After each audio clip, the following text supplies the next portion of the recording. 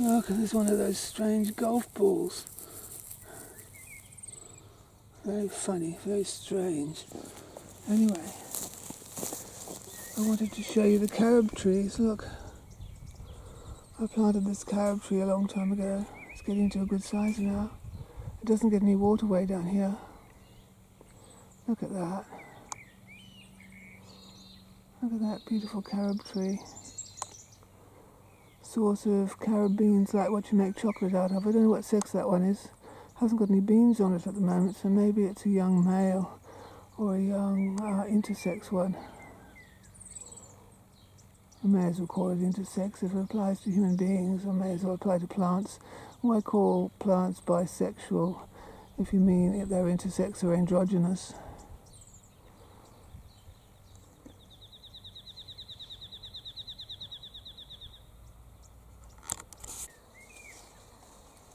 These carob beans are on a unisex tree.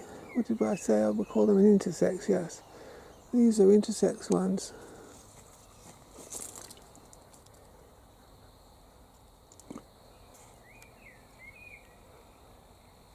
The beans are a bit smaller. They're not as big as the ones on the female tree. This tree is half and half, it's male and female. The beans are always a bit younger, it's a bit smaller.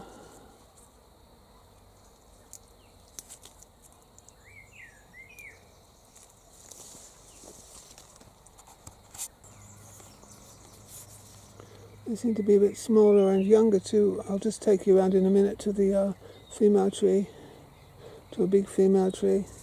These are just little intersex ones, a bit smaller.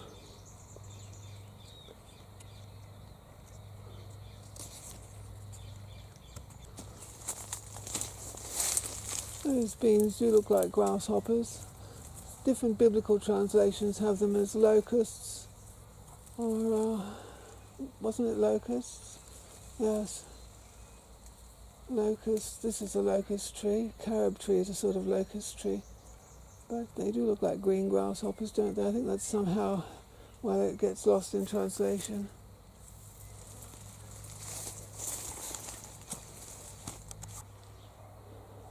So the beans are called, carob beans are called St. John's bread, aren't they, sometimes? Is that because St. John the Baptist ate them?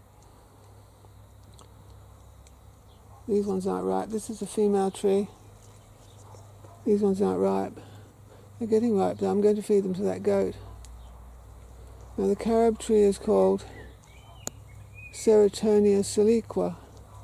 Each carob seed is where we get our word carat from, for measuring jewelry, gold and everything, because carob seeds, the seed inside, are all exactly the same size and weight usually. One of the seeds, a very reliable seed that always has the same weight and size.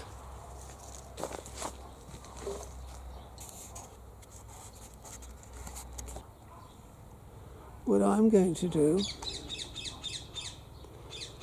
I'm going to start feeding those carob beans to that goat next door, that dreadful wicked goat. I'm going to start feeding it carob beans.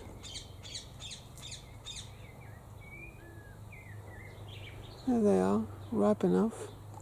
Once they get riper, you can make them into, you can roast them and then grind them and make them into a sort of chocolate powder, can't you? You can. They taste very like chocolate, but they don't have the kick of chocolate, because chocolate's got a bit of theobromine in it, and caffeine too, I think. So you get a kick from chocolate, but you don't get a real kick from a hot carob drink, you don't. I'm going to feed these beans to the goat as soon as they are, well, they shouldn't be too long before they're ripe, and they're getting quite big, some of these.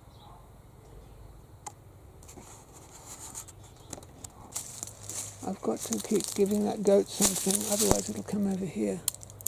So I'd forgotten that I had all these carob beans.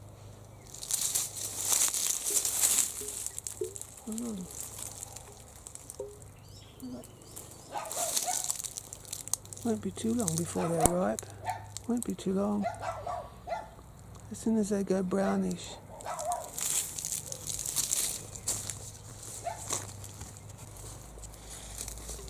Now, I have read before that a rabbit can live on 1 carob bean a day. There's enough nutrition in 1 carob bean for a rabbit to live on. So, if I feed them to that goat, there's a biblical story of the prodigal son. I had a book when I was a child. The prodigal son, once he blew all his money and everything, he only had a job in a pig, looking after pigs, and there were only tough old dried carob beans on the ground for the pigs to eat, and that's all he was allowed to eat too. Apparently, to get that was his pay for looking after the pigs. Anyway, eating the carob beans, and well, you can live on them, but they're very tough unless you roast them. Once they're ripe enough, you roast them and grind them. You can make them into all sorts of things. Ginger dipped in carob chocolate is very nice.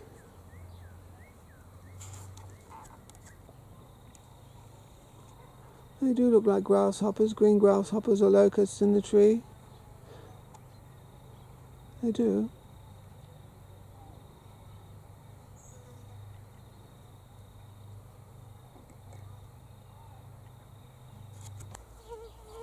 No, you don't eat carob beans if you're on a monoamine oxidase inhibitor. You don't.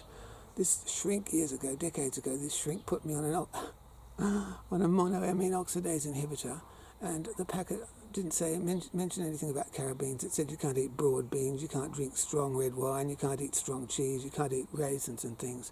But I didn't know, and I went and bought a carob bar, and I had the most hellish headache. I could have died. Oh God! So you don't eat carob beans if you're on a monoamine oxidase inhibitor. You don't, because it can kill you. And the headache was torture.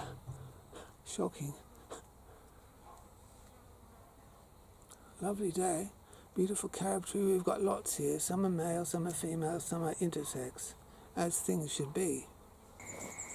This is another tree. This one's male. This one never has any, it doesn't have any fruits on it. No beans, it only has pollen.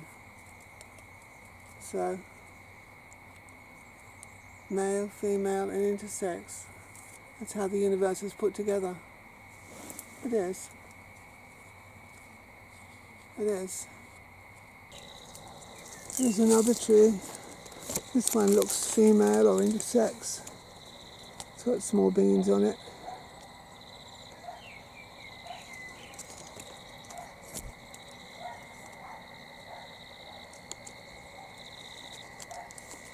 There's a bean.